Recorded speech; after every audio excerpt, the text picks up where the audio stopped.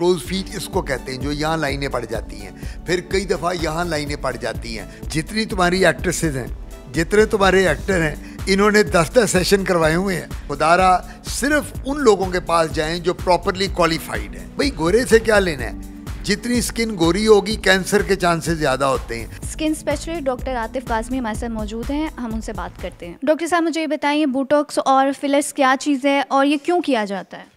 देखिए, बोटॉक्स और फिलर जो है ना, ये तो अब हर जगह किया जा रहा है पूरी दुनिया में।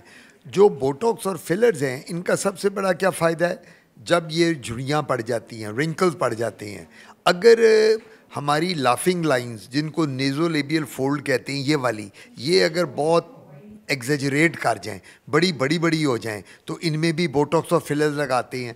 फिर हमारे क्लोज फीट होते हैं, क्लोज फीट इसको कहते हैं, जो यहाँ लाइनें पड़ जाती हैं, फिर कई दफ़ा यहाँ लाइनें पड़ जाती हैं, फ्राउनिंग लाइंस होती हैं जो माथे पे आ जाती हैं जब स्किन बूढ़ी हो जाती है या प्रीमेच्योर एजिंग हो जाती है, उसमें फिर बोटॉक्स और फिलर्स का बहुत बड़ा रोल है। और आजकल तो चल ही रहा है, जिस तरह हमने आपको अभी PRP करके दिखाया है, अब बोटॉक्स भी हम यहाँ करते हैं, उसके बाद यहाँ फिलर होते हैं, थ्रेड्स होते हैं, PR। सो ये सारे प्रोसीजर जो हैं माशाल्लाह बिल्कुल पेशेंट को बिल्कुल जिसको कहते हैं ना कि उसकी स्किन को वापस नॉर्मल पे ले आते हैं।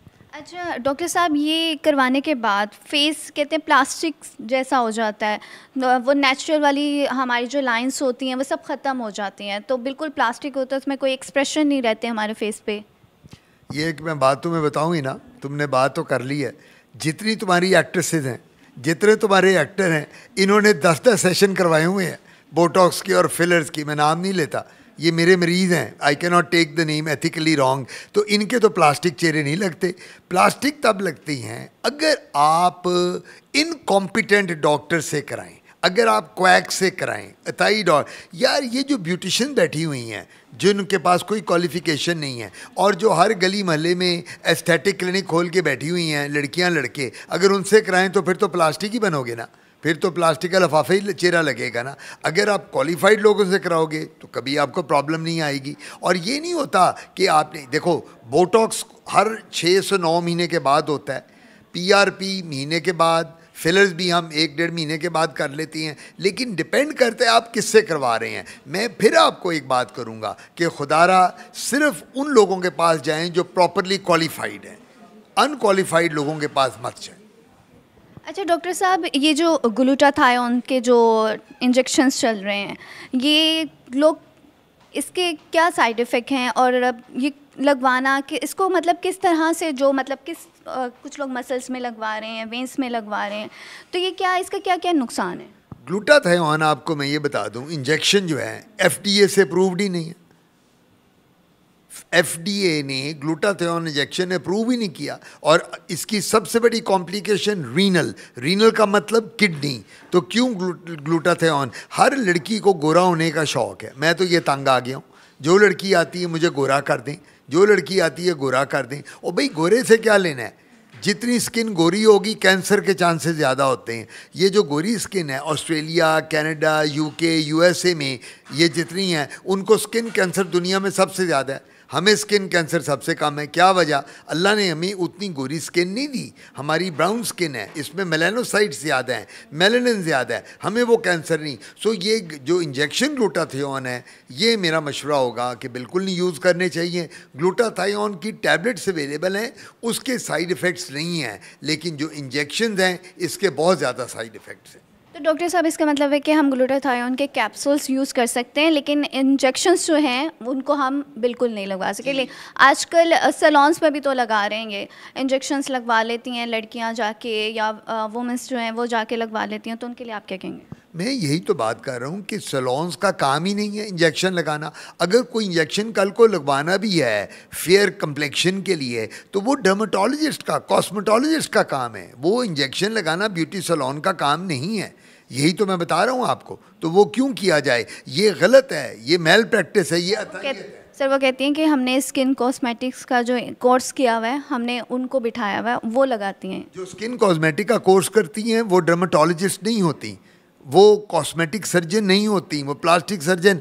उनको स्किन कॉस्मेटिक वाली बच्चियां बच्चे जो कोर्सेज कर रहे हैं, उनको तो एनाटमी फिजियोलॉजी स्किन की नहीं आती, उनको तो ये पता ही नहीं है कि स्किन को, आज को एक लड़की स्किन बर्न कर दे किसी की, तो जो कॉस्मेटोलॉजिस्ट नहीं है, जो डर्मेटोलॉजिस्ट नहीं है, जो ब्यूटी सैलून में है, वो अगर बर्न कर दे तो वो किसके पास भेजती है? डर्मेटोलॉजिस्ट के पास। वो ये कभी खुद ट्रीट नहीं कर सकती, वो कहती है जी आई एम सॉरी आपकी स्किन बर्न हो गई लेज़र से, अब आप डर्मेटोलॉजिस्ट के पास जाएं।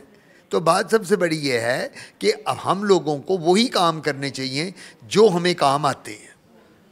बिल्कुल, डॉक्टर साहब ने बिल्कुल ठीक कहा कि हमें वही काम करने चाहिए जो हमें आते हैं, और जो जिसके हमने स्टडी नहीं की हुई वो काम हमें नहीं करने चाहिए।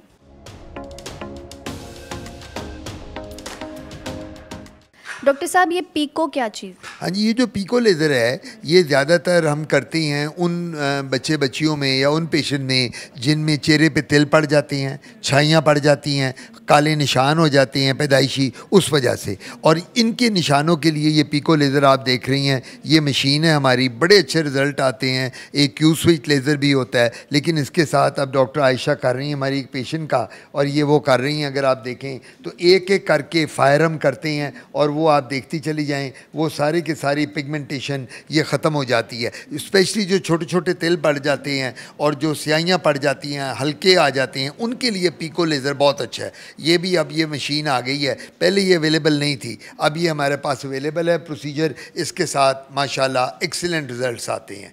तो ये अब आप देख लें, मशीन को भी देख लें, ये भी कर लें। और अब फ़ायदा सबसे बड़ा ये हो गया कि पहले पेशेंट आती थी ख़वातीन कि डॉक्टर साहब मेरे तो तिल जा ही नहीं रहे, मेरे तो ये स्याहियाँ नहीं जा रही, डॉक्टर साहब मेरा तो चेहरा बहुत काला होता जा रहा है। अब इसके साथ सारा चेहरा आहिस्ता आहिस्ता, लेकिन ये एक सेशन में नहीं जाता, ये 6-7 सेशन करने पड़ते हैं एक एक माह के बाद, और मरीज़ से बहुत सेटिस्फाइड। इसके कोई साइड इफ़ेक्ट नहीं है।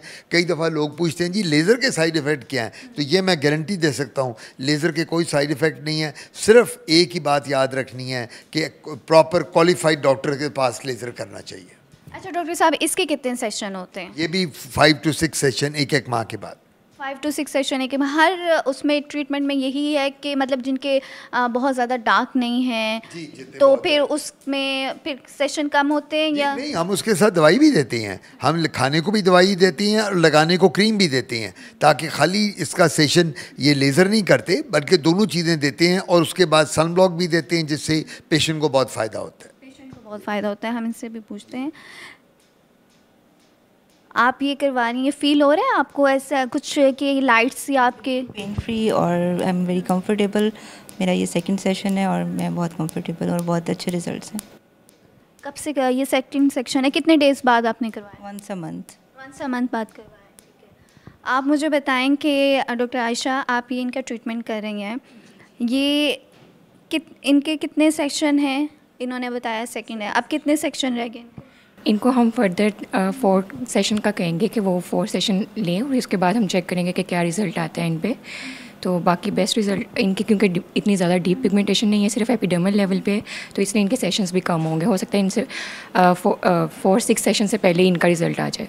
कितने 4 सेक्शन से पहले रिज़ल्ट आ जाए, यानी आप पहला सेक्शन करने के बाद दूसरे सेक्शन में पता चल जाता है कि अब इनके कितने सेशन ज़रूरी हैं? 2 to 3 सेशंस के बाद हमें पता चल जाता है कि फ़र्दर कितने सेशंस रिक्वायर हैं पेशेंट्स को। कितने सेशन रिक्वायर्ड हैं पेशेंट को, ये 2 सेक्शन के बाद इन्हें पता चल जाता है। डॉक्टर साहब, जिनके बहुत ज़्यादा डार्क हों, जो बहुत मतलब ज़्यादा काफ़ी सालों से हों, उनके भी ख़त्म हो जाते हैं? जी उनके नहीं, खाली मैंने आपको बताया ना, पीको लेज़र ख़त्म नहीं करता। लेज़र अपनी जगह है, लेकिन क्रीम्स और मेडिकेशन, ओरल मेडिकेशन और सन ब्लॉक्स वो साथ साथ चलते हैं, तो उससे बहुत फ़र्क पड़ता है। और सबसे बड़ी बात है डाइट, जब हम उनको डाइट कहते हैं प्रॉपर डाइट करो, उसके साथ बहुत फ़र्क पड़ता है। फ्रूट्स और जूसेस के साथ, मिल्क शेक, दूध वगैरह के साथ, तो ये सारा कॉम्बिनेशन है जो हम ये देते हैं मरीज़ को। खाली ये लेज़र के साथ ठीक नहीं होगा, लेज़र अपनी जगह काम करेगा, क्रीम्स और जो टैबलेट्स हैं ग्लो करने वाली और सन ब्लॉक वो अपनी